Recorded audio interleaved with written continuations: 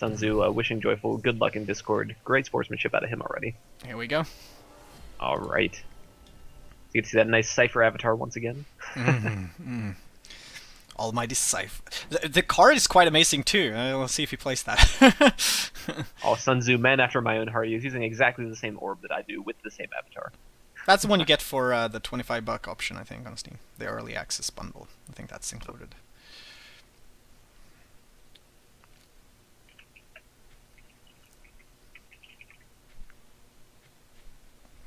Alright, so is this mono blue from Joyful so far? Or have we seen any red? God, I actually didn't pay attention, but I'm pretty damn God, I don't. Well, it's red. From Joyful? Yeah. I mean, he played a mountain. Oh, good call. And I mean, he could be trying to confuse his opponent. Oh, no, there it is. I think he's doing what I talked about earlier, where he knows he has red stuff, and it's important to be prepared, especially with that being like some of the removal. You know, he drew a ground shaker, and just the fact that maybe, you know, in case he goes face, having that mountain there is a very strong play with Salamander, for example. Things like that. So you know, it's important to get your I was gonna say mountains, but get your lands in the right positions. Yep, and we already see the Ancient Herald hit its discount on this Blazing Salamander in hand for two. So you're gonna get some good value off of the 3/5 there. Effectively, now this is a 3/5 for 2 Faeria, which is obviously a great deal.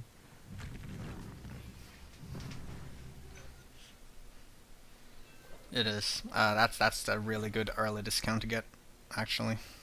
Just to have that prepared. No. Because now he can play with that. Like, he can play with the knowledge that he has a 3-cost Salamander to use at any point. Yeah, but it depends on how these things go, but we might see a little bit of a build-up before they actually start clashing here. I don't know if JoyfulRogue would really want to engage with the little bit of a disadvantage he's at so far. What is it? What exactly is the disadvantage at this point, you would say? So it's pretty much just that board disadvantage. We can see that's a 5/5 versus a 5/6, so that'll just completely destroy one creature. And then this 3/4 is just an additional little bonus there. So we can see the SunTzu is pretty far ahead on board already.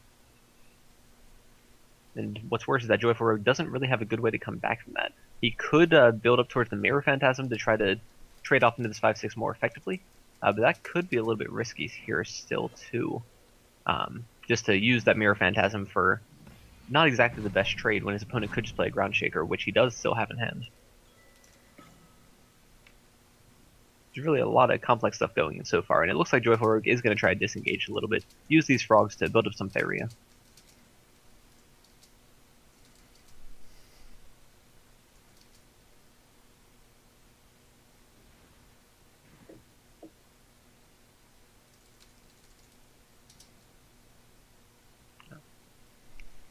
I bet this is the time when SunTzu wishes he had a mountain on the other side of the field. Being able to play the Salamander to take out those 2 frogs would be a fantastic value.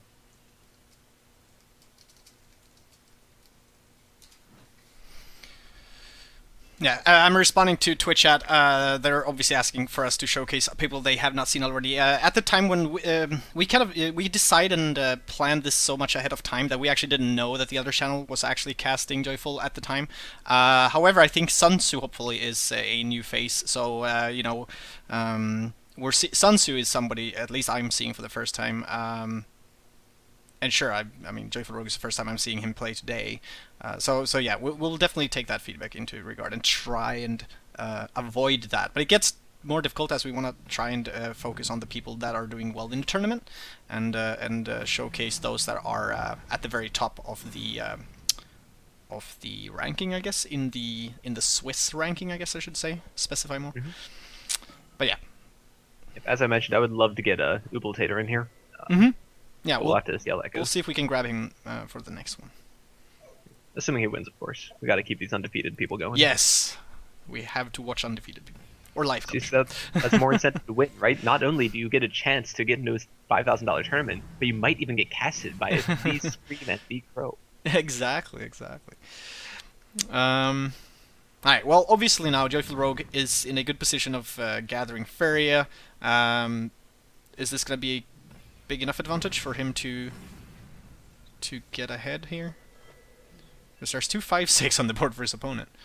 Right. So here we kind of see the matchup of, I guess, sort of economy versus power. Mm-hmm. But this is the disadvantage on board that SunTzu has just been able to continue to snowball here. One of these frogs might be able to trade into the 1/1, but that's really about all you could hope for. He is going to be able to clear off one of these ground shakers at least, and probably keep that other frog alive to continue keeping the Faeria farm even. So I think Interesting. it's still a fairly even game right now. I like the way he used Mirror Phantasm there, obviously to buff one of his frogs, and that is how I would have done it too. I think. Mhm. Incidentally, it would have done exactly the same to shrink his opponent's creature there. Mostly a wash, but doesn't really matter either way. Mm. Ooh. And getting that creature out of there seemed like a good timing on that. He actually, SunTzu actually just drew into an Aurora. So he's going to try to get some creatures in real close to his opponent, possibly even this Judge, and just be able to use this Aurora to make it a massive threat. I haven't seen much Triton Warriors so far. Yeah, Triton Warrior is an interesting card. It gives blue a little bit more mobility, sort of the thing that you would see from Battletoads. It wouldn't surprise me if he would basically replace Battletoads with these Triton Warriors, Hmm. just favoring the larger body over things like Ground Shaker and Blazing Salamander being in the game so much.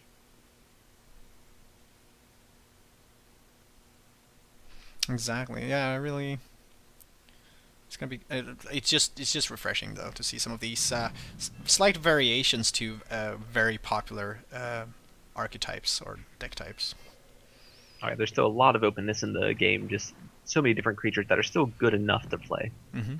We see this other Mirror Phantasm come down here, and that'll offer a really good trade into this Judge. Um, Aurora is still an option here, just to help this frog trade in, but it's not as good a value as the Judge would have been. I'm basically comparing the Mirror Phantasm with the Unbound Evolution art here, as a lot of people have already mentioned. They do misplace because they they obviously don't look close enough. I mean, they do have very similar styles. I can see how they do that. It's just the same as when people down in the right on the wheel, they click Gather Faeria instead of Lake, or the other way around. And this can be a massive play here. We actually have the Frogify into Blazing Salamander, which will Mm. clear up both of the creatures on the left side of the board. The only thing that JoyfulRogue really has going for him is he has that deep lake. He might be able to start dropping Tyranixes and that sort of thing to be able to contest. And actually, as I say that, this Aurora is also a great draw. Being able to buff this 4/4, it'll probably get cleared off next turn by the Blazing Salamander, but in the meantime, it will kind of force that out, force the trade there.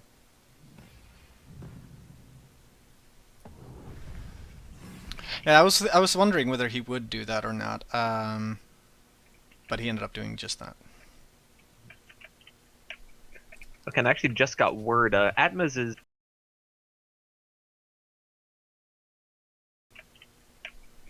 Okay, and I actually just got word. Atmos is interested in joining us for the round 5 cast if you'd have him on your stream screen. Yeah, sure, no problem. Okay, We'll set that up between the games. Yep, so we'll let you guys know that now. We will be having Atmos on for round 5.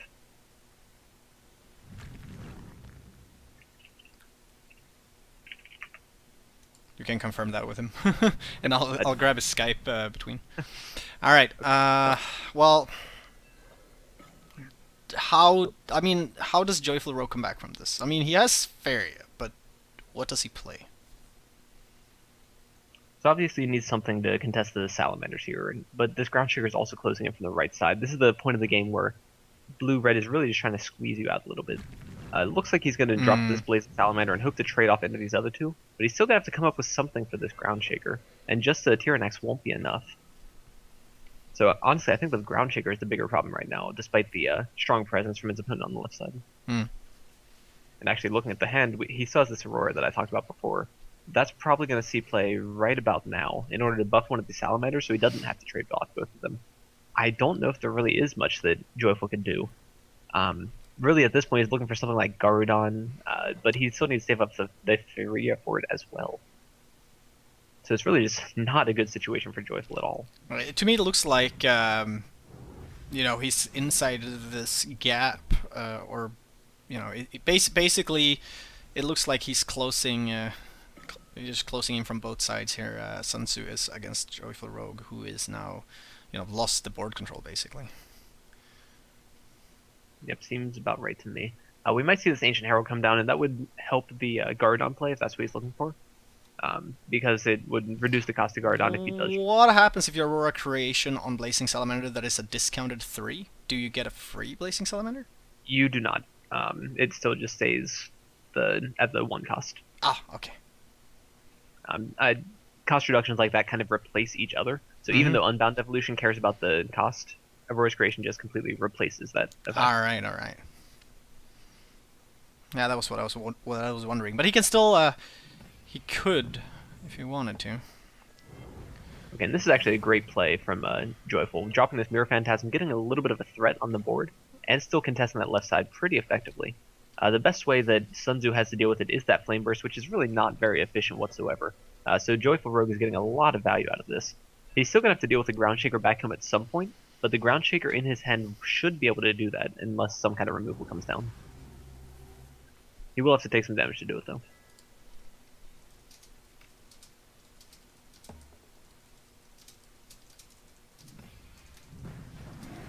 Alright, and here we do see Guardon come down. Yeah, this is going to be a nightmare to deal with now. Ground Shaker is probably still the best play here, but that'll only deal with one of these creatures. So it looks like JoyfulRogue is going to be taking a further 6 damage this turn. And he's going to be under a lot of pressure. It'll be threatening lethal the following turn. And thinking that far ahead, I don't think there's anything he can really do to stop it. Yeah. But he's going to go ahead and give it a shot anyway. It's just that, you know, it's 2 versus 1 creatures here that can only, well, there you go. Alright, and Joyful will just give up the ghost here. I mean, he knows. So he knew. Game 1. He knew. Absolutely. So that was the blue-red mirror. This is where... Oh, wow. Okay. I wanted to say this is where they swapped decks. I mean, they were pretty quick. Somebody must have. There's no way we're getting another mirror matchup. Well, if it's blue-red versus blue-red, it's an even game, right? It just comes down to skill and draws. And I mean, Joyful has the same... I mean, it looks like it's the same on SunTzu, unless he went mono blue or something. But yeah, that would be nice. Alright. Interesting. And we have talked about it a little bit, how it might not be quite the same deck. This deck might be a little bit better tuned in order to deal with whatever your opponent's playing. And you might be right. So it's possible that either one or both of these players have a similar version of the deck in their pool of decks to use that just has a couple better cards for this matchup.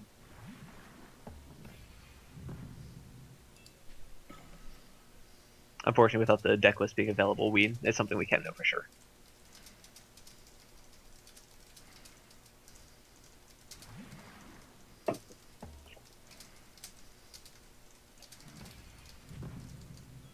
Alright, we see dueling Ancient Heralds here. I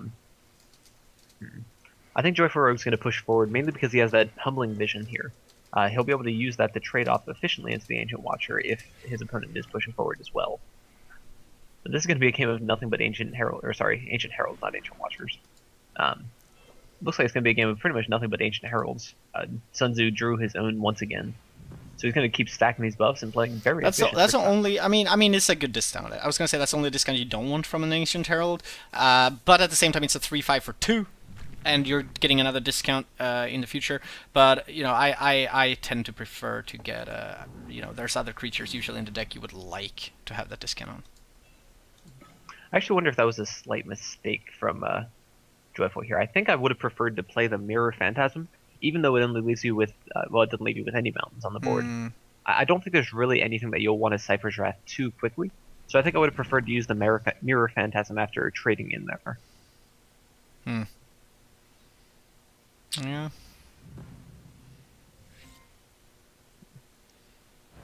The Safeguard. Now that's obviously a very good use for Imperial Judge. You get a body out, and here comes the...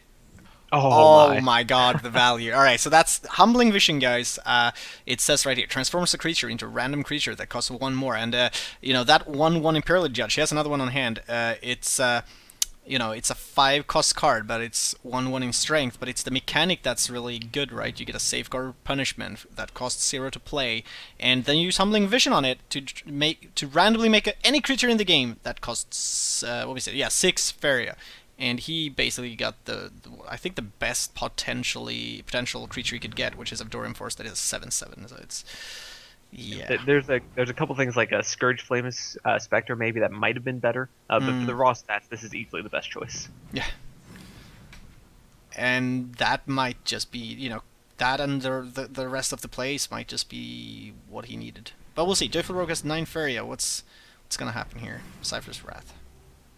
Yep, so just the Cypher's Wrath getting a little bit of control of the board, and it looks like he's going to choose the Mirror Phantasm that 7/7 away. So he's not too far behind here, but with these Ninja Toads, they're actually very good at pushing this advantage. Once you can connect, they just have so much mobility, they can run around and gather multiple Faeria wells very easily. So we'll see if SunTzu can push this forward and take this advantage. He might use one of those Ninja Toads right here, as a matter of fact, just to help trade off into this 4/4.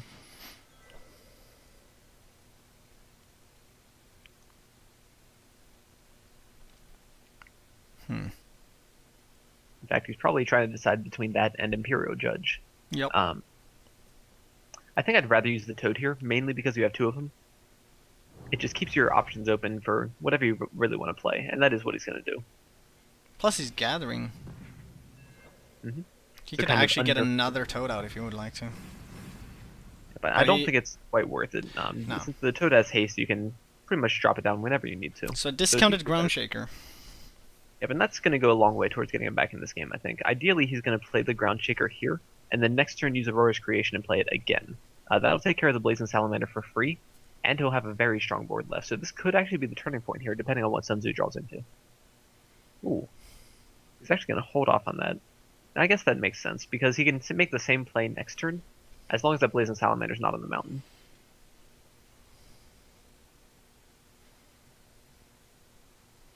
He has quite a few decisions to make, I would say. And this Blazing Salamander could get a lot of value too. Depending what SunTzu does with his creatures, if he plays a little bit too risky, he could be dropping the Imperial Judge into a Blazing Salamander, which is obviously not what he wants to do. Okay, but the Ground Shaker is going to come out here. So next turn I expect to see the creation into another Ground Shaker. And SunTzu draws another Ninja Toad. This could actually really be bad for Joyful, because he could use both of these Ninja Toads to trade into the Ground Shaker if he wants to. Oh, and with that Flame Burst, it seems more likely that he'll trade one into it and use the Flame Burst to finish it off. So pretty unfortunate for him. He was really kind of hoping for that Ground Shaker to hit the Salamander, but it doesn't seem like it's going to be possible.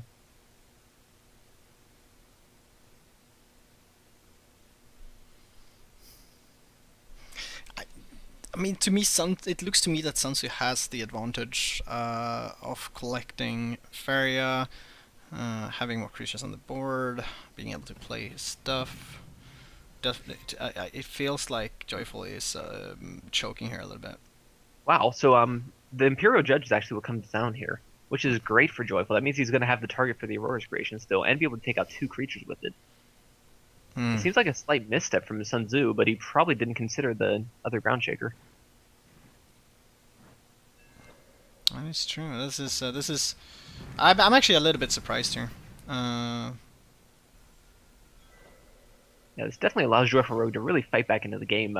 He's actually threatening a Blazing Salamander coming down to clean up this 4/2. And he's going to have a pretty big board presence pretty quickly here. Yeah. SunTzu certainly has a bunch of extra Faeria, but he has to figure out what he wants to do with it. And these Ninja Toads aren't as efficient as they could be at removing creatures. But meanwhile, this is where the Ninja Toads get discounted, because he just gathered from 2 places, while, say, for each safeguard, hitting that and then probably Flame Burst.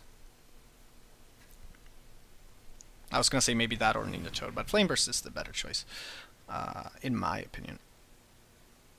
I think, but So here we could actually see the Imperial Judge come down. There's a couple 2 HP creatures on the board, so it's really just what they're going to want to do with them. I could see JoyfulRogue moving the Ground Shaker back home a little bit and dropping the Judge on the left side. But I find a lot of top players don't really want to play that defensive. They want to use their big creatures to get in their opponent's face. So I think that's probably going to be more likely for Joyful. instead of just moving it to farm a little bit. Okay, I actually like this better. He is absolutely right here. Oh yeah, punishment. Yep. I so often like just when I play the Imperial Judge, I so often go for the safeguard because I really like that mechanic, and how it saves creatures and protects them and allows me to hit something without losing the creature. But this was one of those plays where it was obviously the punishment that was the better choice. But yeah, I definitely need to work like on my plays to actually see that play because punishment is so good, especially a free one. It looks like we're gonna see the Ninja Toad here, probably collecting 2 wells and taking out this judge. It's an extremely powerful play here. Yeah, it's just 2 cost now. That's what's so I want to say good with that or scary is that it does that so well. And this Mirror Phantasm is probably gonna hit. Yeah. Yep. Okay. So he's gonna start putting on a lot of pressure here, but this Tyrannax is gonna be pretty good at dealing with this. Obviously, see that there's a Frogify in hand from SunTzu, so he has an answer. But I still think it's a good roadblock sort of thing for Joyful to use. He'll also have the Tyrannax the following turn if he wants it. There goes the Tyrannax. No questions about that. So SunTzu is starved enough for Faeria that he has to start making choices here. He can either deal with the Tyrannax now and continue putting pressure on, or he can deal with the Ground Shaker that's farming 2 Faeria a turn. I actually didn't think that JoyfulRogue could be this close to coming back a few turns ago, but yeah, I'm happy to be wrong. This is what makes it so interesting to see these games where it swings back and forth a little bit like this. I think it all goes back to that turn where SunTzu kept the Ground Shaker alive, allowing JoyfulRogue to use his creation there. I think if that hadn't happened, SunTzu probably would have continued to snowball at least a little bit more than this.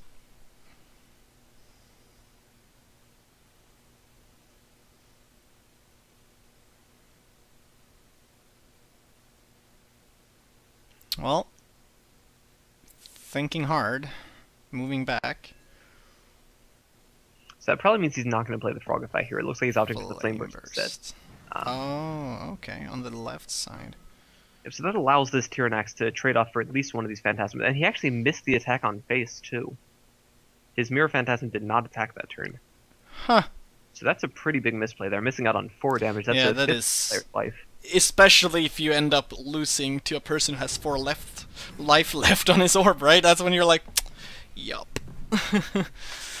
And here's the second Tyrannax, too. And protecting the already existing one. Gabriel's Cistern's really not the card he needs right now. He needs something that's going to affect the board pretty hard. Even draws for something else. Warrior is a bit better. That'll at least let him keep board parity, I think. He'll be slightly ahead on Faeria, on his turn anyway. Yeah, okay. So the Trident Warrior is going to be the play here. I imagine he's actually probably going to play that maybe close to home and look to bring it up the left side of the board. I almost want to say he's thinking about Frogify now. That is true. Yeah, you're absolutely right. I'm getting a little bit ahead of myself. I was thinking for next turn for that Trident Warrior. No, he wants to do that. Ooh. Battletoad seems like a pretty good draw here. One of those being able to trade into the 4-2 is a pretty strong play. I think he wants a lake on the left side, though. Yep, it looks like he's looking at placing one, probably to put it the second Battletoad. Mm-hmm. Exactly. Because they want to be able to gather over there.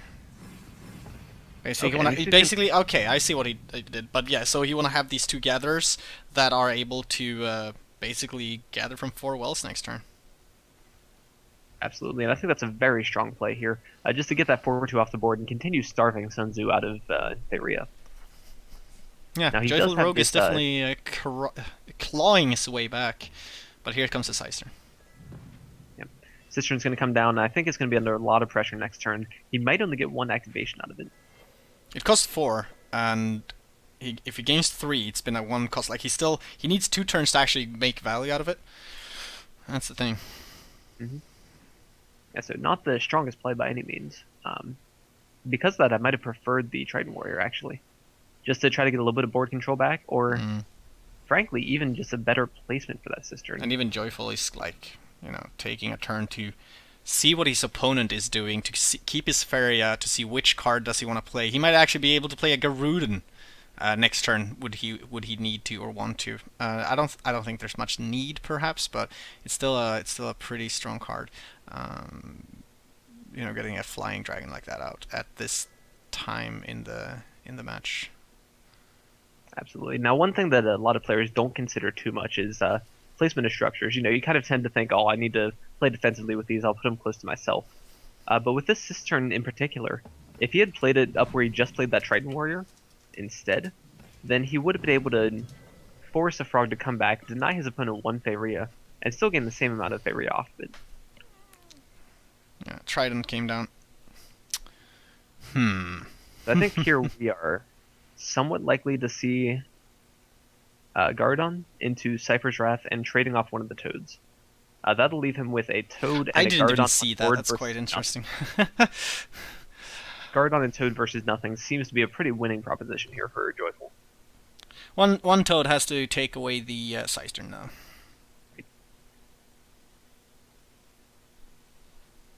So we'll see what he does. I think it's a pretty strong play, though. I would be a little bit surprised if he doesn't make that play.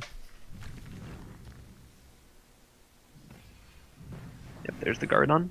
So we'll see the trade with the Toad and the Cypher's Wrath come down this turn. Massive board advantage for Joyful. I'm pretty sure this is insurmountable at this point. Look. There we go. Alright, 1-1, man. 1-1. I didn't think he would come back like 10 turns ago or something like that. That's pretty... I'm impressed. Well played, both players. We're gonna have to see a third game here to see who actually gets the win. So, yep. Deck swapping or what? I think SunTzu might be considering it now, just because it felt so much like he had that game. They don't even spend time thinking about it, though. They're like, I know what to do. Well, you have the entire previous game to think about it, too. So there is that. But we'll see if SunTzu considers changing it. But the fact that he's running blue-red might mean that he thinks it's one of the best decks, so it wouldn't surprise me if he kept it, and it does look like he did. Their mirror match... Well, mirror match once they've again. never changed, right? It's been mirror matchup 3 times now, right? Right, as far as we know, anyway. Yeah, well, yeah. Well, let's just talk archetypes, though. It's been red-blue versus red-blue. Yeah. Ooh, this isn't a great hand for Joyful, unfortunately. SunTzu has the start out with the Ancient Herald, Frogify the field with any big threats to come down, but Joyful doesn't really have any creatures he wants to play. I was just gonna say, what do you even start building here? Like, which land do you begin with? But yeah, that Ancient Herald, man, advantage. Okay. So it turns out he might have made the wrong choice, because he'd probably like to build a mountain this turn just in case he needs this Flame Burst. But it's really just kind of a guessing game at this point. He'll probably go ahead and play the lake anyway and drop down the Tyrannex. Shouldn't affect him too much, though. And also get a lake closer to Mirror Phantasm. And now when I say wrong choice, I don't necessarily mean it's a misplay, but just given the draw that he ended up getting, it's just how it ended up working out. Oh yeah. Did we see any Flame Burst out of Joyful yet, or is this the first time? I have not paid attention to any Flame Burst from him. Okay. I can't recall seeing any, so this might actually be the first time we've seen one. So maybe he has variations of the deck, or maybe we just haven't seen it. Yeah. It's also possible that he's not running the Flame Burst as a 3-of anymore. Flame Burst did recently get nerfed to not hit structures or players. So people have been running it a little bit less in their decks. Could just be that.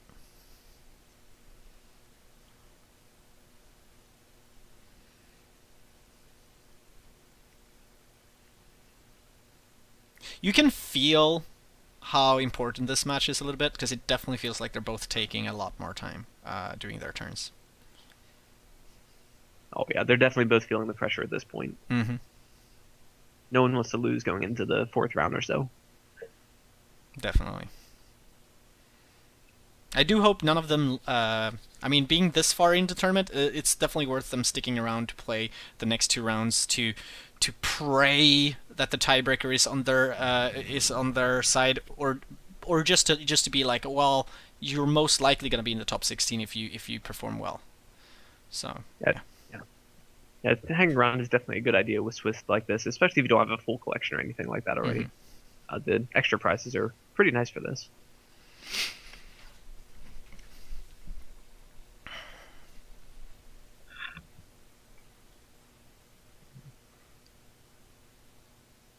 Is he like? What is he thinking about? I'm trying to figure that out. He's probably trying to figure out where this well, I guess it's a battle toad at this point, where he wants that frog to go. Um, yeah, and it looks like he's gonna try to build off to the left. We'll probably see he's at least opening up the option for a double Faeria to collect Faeria next turn. I'm interested to see where Joyful ends up putting these Battletoads if he's playing that this turn, because he needs to play around this Flame Burst. If he drops them close together, they'll just be taken out with one card. Can't he Cypher's Wrath the Trident and Battletoad? Alternatively, he could play both Cypher's Wrath and Flame Burst to clear his opponent's board this turn. That's true.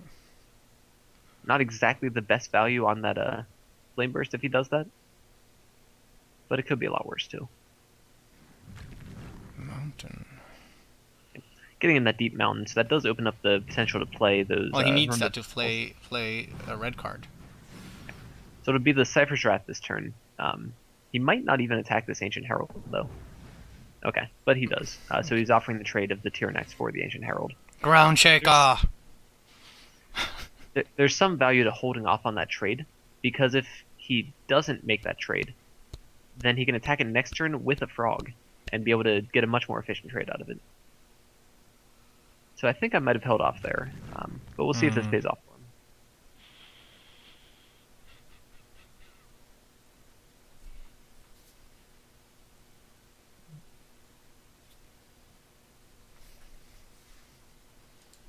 Alright, so with this Ground Shaker coming down, it's a little bit more pressure on the board.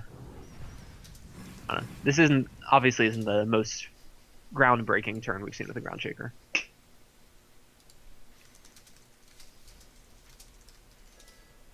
Oh man. So if Joyful had a little bit more favor, he'd be able to use this Humbling Vision and Mirror Phantasm to great effect here.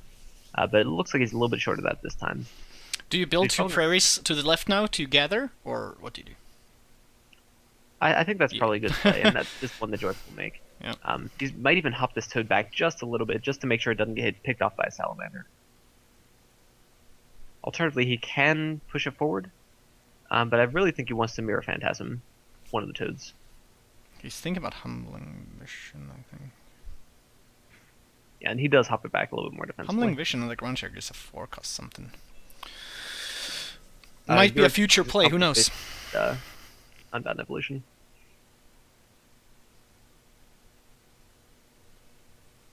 Yep, the Humbling Vision will drop the Ground Shaker down to a 3/3, I think. Yeah. Which means it'll trade well for the Mirror Phantasm. Or in favor of the Mirror Phantasm, that is.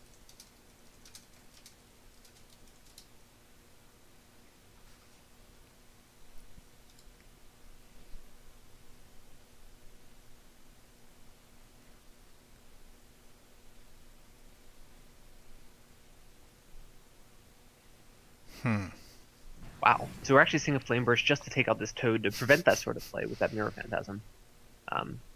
SunTzu realizing that something was up from the lack of plays that turn. And a Scythe turn. This is where a Scythe turn might actually net him some value in the long run, because it is out of reach, basically. Joyful could get to it in 2 turns and only have 1 activation off of it, but SunTzu does have this other Flame Burst, and he's shown his willingness to use Flame Burst on 2/1 Toads. Yeah, I was gonna say he can definitely prevent it if he would like to. We'll see. He needs to Mirror Phantasm the frog now, though.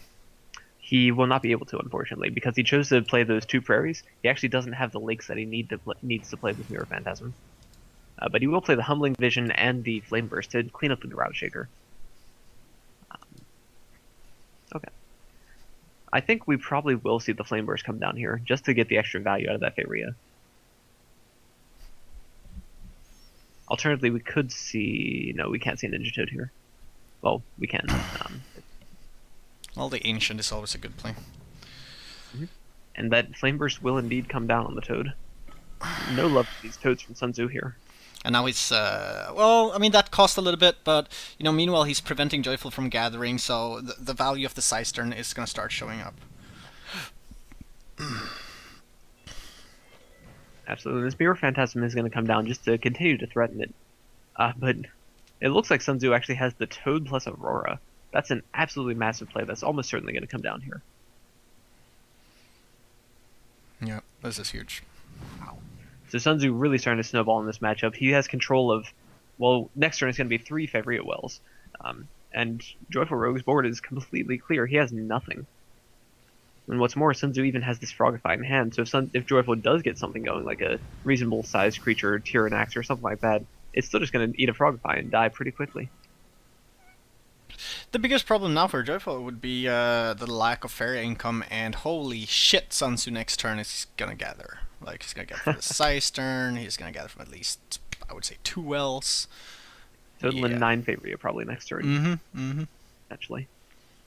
So, you know, he can definitely draw for like an extra card to have 3 cards in hand next turn and have a, you know, a lot of options, and that's the advantage. Joyful does have a slightly riskier play he could take here. He could play the Ninja Toad on his forward lake and attack the Cistern with it, hoping that his opponent doesn't have Cypher's Wrath or something like that to deal with it. We can see that he doesn't. It's just a question of if Joyful is willing to take that much of a risk, but with how behind in this game he is, I think taking that risk is probably worth it. Yeah, that's actually, I didn't see that play, and I, you know, at this point, if I saw it, I would be like, well, let's do that, you know. But even so, my opponent, like, actually, I'm not even sure it matters, because you're taking 1 fairy away from your opponent next turn, because he then will be gathering from 4 wells. Not draw well or to make a mistake or something, while he continues to draw good cards. Something like a Gardon could get him back into this game, but with the Frogify in SunTzu's hand, it's probably going to take way too much time for it to actually be worth it. SunTzu just has also to afford it. And SunTzu draws into 2 good answers for this Frog. He actually has. It's a little bit about luck now, I think, where he needs a bit of luck here to get back into the game. He needs his opponent to not draw well or to make a mistake or something, while he continues to draw good cards. Something like a Gardon could get him back into this game, but with the Frogify in SunTzu's hand, it's probably going to take way too much time for it to actually be worth it. SunTzu just has also to afford it. And SunTzu draws into 2 good answers for this Frog. He actually has the Mirror Phantasm as well, so that'll let Aurora trade in very nicely to that Toad. This is looking really bad for JoyfulRogue.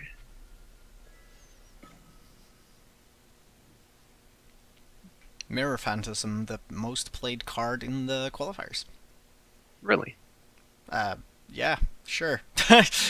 I'm basing that off my own stats that I haven't. On here, I thought you were going to cite some kind of statistic. Or something that's what like we need to get. We need to get that. We need to get like some tool from the devs that just gather all these stats while there's tournaments. We can be like, well, you know, we're looking at the numbers here, Joy, and or Jim. I'll call you Jim. Hey, Jim. Yeah, but I don't know, Scream. I think you can just make up the stats just fine. I think that'll probably end better. You know, it could also be based off the games we've been spectating, but it's a very, you know, obviously red blue, you know, very common deck type, and Mirror Phantasm just being very good against the big creatures. So yeah, it's obviously played a lot. Yeah, red, blue, and green are definitely the big decks that we're seeing this tournament. Alright, but back to this match, JoyfulRogue just really has nothing left. This Groundshaker will take out the Ancient Herald, and I think that's just going to about seal it. Yeah. What can he afford? Oh, a Flame Burst. He gave up. Yep, that'll do it. Alright, so congratulations to SunTzu, defeating JoyfulRogue 2-1 with the blue-red mirror 3 games in a row. This is where you need to sit up to be in the orb. I guess. You've been getting too comfortable, man. I mean, it was a long match.